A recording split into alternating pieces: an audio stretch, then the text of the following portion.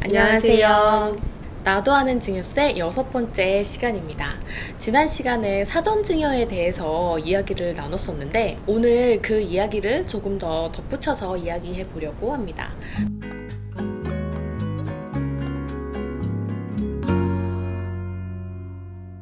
조금은 어려운 이야기일 수가 있어서 간단히 복습해보면 사전증여와 상속을 비교해서 일반적으로 상속공제가 더 큰 금액이기 때문에 사전증여가 반드시 유리한 것은 아니며, 그리고 10년간 상속인에 해당하는 사람에게 미리 증여한 경우에는 이 상속재산가액에 미리 증여한 금액이 합산되기 때문에 10년 이내에 사전증여한 것은 절세에 큰 의미가 없다, 이렇게 말씀드렸었습니다. 오늘은 지난 이야기 중에서 상속공제와 관련해서 사전증여가 더 불리해질 수 있는 사례에 대해서 추가적으로 얘기를 해보려고 합니다. 먼저 지난번에 증여보다 상속이 더 유리한 경우로서 상속공제 때문이라고 한 가지 이유를 말씀드렸었는데, 이 상속공제에도 한도가 존재를 합니다. 그래서 이 한도에 대해서 말씀을 드리면 전체 상속세 과세가액에서 3가지 금액을 뺀 금액이 상속공제의 한도액이 됩니다.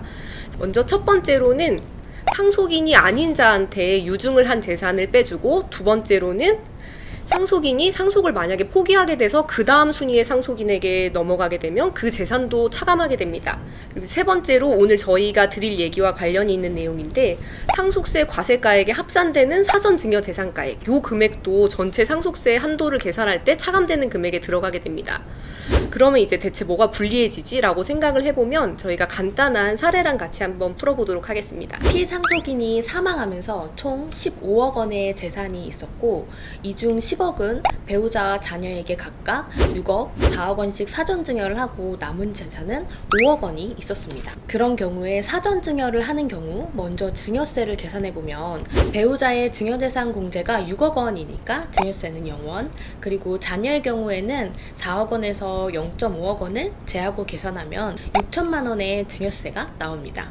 증여 후에 상속세를 계산해보면 사전증여로 10억 원을 이전하고 10년 이내에 상속이 발생하는 경우 상속재산은 남아있던 5억 원에 사전증여 10억 원이 다시 합산되면서 상속재산은 15억 원이 되고, 상속공제액을 계산해보면 배우자 공제는 15억의 60%인 9억, 그리고 일괄공제 5억을 합해서 총 14억 원의 공제가 발생합니다.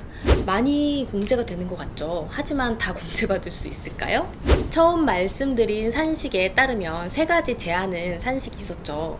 그래서 총 상속재산 15억에서 사전 증여한 재산을 차감하면 이 상속공제의 한도가 줄어들게 됩니다.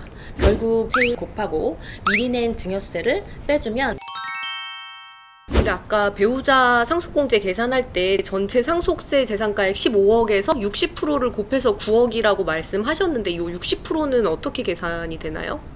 여기에 60%는 배우자의 법정 상속분으로, 이 사례에서는 배우자가 1.5, 자녀가 1의 가중치로 계산해서 1.5 나누기 2.5 하면 60%가 됩니다.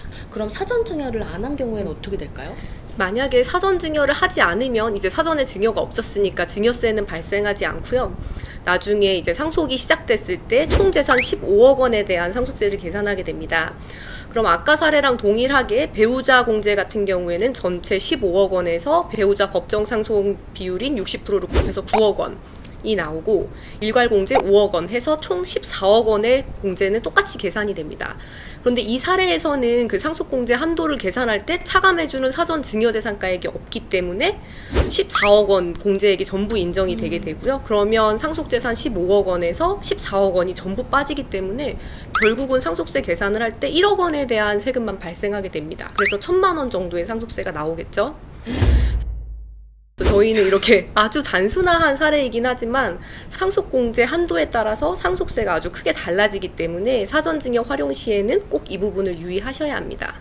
이렇게 사전증여를 했는지 안 했는지에 따라서 총 세금이 차이가 나면 이건 꽤 큰 차이겠네요. 고민을 하고 사전증여를 했을 네. 텐데 결과는 돈을 더 내는 차이가 됐다. 그리고 두 번째로는 요새 너무 복잡한 이슈지만 댓글로 문의 준 분도 계셔서 간단하게 증여 취득과 관련된 부분을 짚고 넘어가려고 합니다. 일반적인 취득세랑 달리 상속으로 인한 취득세랑 상속 외의 무상 취득으로 인한 세율이 달라지는데, 상속은 돌아가실 때 발생하는 일이고 상속 외의 무상 취득은 일반적으로 이제 증여하는 경우 경우가 많이 해당이 되는데요. 이때 취득세는 1000분의 35가 적용되게 됩니다.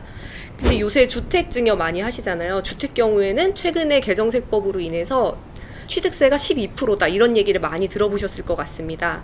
그런데 모든 경우에 적용되는 것은 아닙니다. 증여로 취득 시 취득세율이 12%가 적용되려면 다음 요건을 갖춰야 됩니다. 첫 번째로는 조정 대상 내의 주택이어야 되고요. 두 번째로는 증여 당시 주택의 공시가격이 3억 원 이상이어야 되고, 세 번째로는 1세대 1주택자 주택이 아닐 것, 요 요건이 있습니다. 비조정 대상 지역의 주택을 증여하거나 공시가격이 3억 원이 넘지 않는 주택을 증여하는 경우 1세대 1주택자가 본인이 보유 중인 주택을 직계 좀비속이나 배우자에게 증여하는 경우에는 12%의 취득세율이 아닌 3.5%, 그리고 지방교육세와 농특세까지 포함할 때에는 4%의 취득세율이 발생하게 됩니다. 12%면 일반적인 세율의 3배에 해당하는 고액의 세금이 발생하게 되기 때문에 이 주택 증여 시에는 취득세에 대한 부분도 꼭 잊지 마셔야겠습니다. 오늘은 단순한 사례인데 계산이 들어가다 보니까 조금 복잡하게 느껴질 수 있을 것 같습니다. 포인트는 사전 증여가 반드시 유리한 게 아니며 증여 후 10년 이내 사망 시 상속재산에 사전 증여한 증여재산이 합산되는 효과랑 더불어서 사전 증여가 있으면 상속공제 한도에 영향을 미치기 때문에 전문가와 상담이 반드시 필요하다는 점을 기억하시면 될 것 같습니다. 오늘도 시청 감사드리고요. 다음 시간에 더 유익한 증여세 정보로 돌아오겠습니다. 지금까지 여러분의 아는 애기사였습니다.